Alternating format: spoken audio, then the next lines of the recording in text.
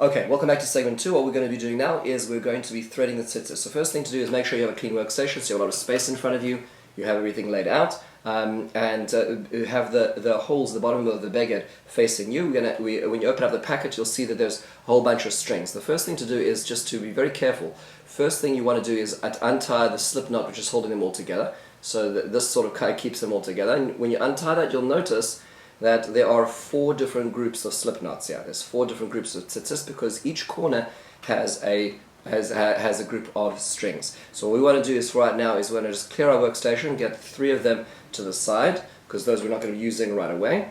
We'll put those on the side over here, and we're going to leave in front of us 1 group of strings. You'll notice that there are 4 sets. There's 4 strings here which are going to double through the knot and turn into 8. That's how the 8 strings of the tzitzis are going to be. You'll notice that one of them is longer than the rest. That's called the shamash, which is the one which is going to do the wrapping. Every time you wrap, it gets shorter. So by the time you get to the end, it'll be the same length as the others if we do this correctly. So we take this over here, and what we're going to do is we're going to straighten the strings. So on the one side where there's the long one, the shamash is not there, where they're all straight. We take this and we're going to insert it over here into the hole. So it doesn't make a difference if you're inserting from the front to the back because it'll come out even.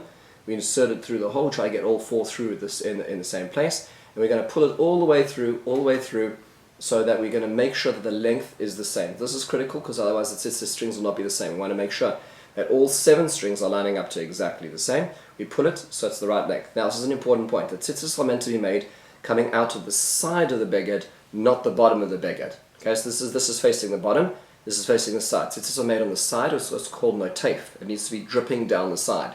So it's parallel to the floor, not perpendicular to the floor, and that's the way we're going to tie the first knot. First again, we're checking everything is exactly equal except for that extra shamash, and then we're going to take the tzitzis. Remember, we're putting in kavanah, so we say before we go, l'shem mitzvah tzitzis. I'm doing this in order to make the mitzvah tzitzis.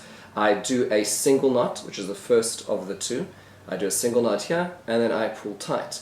And now I do another single knot on top of that, making it a double.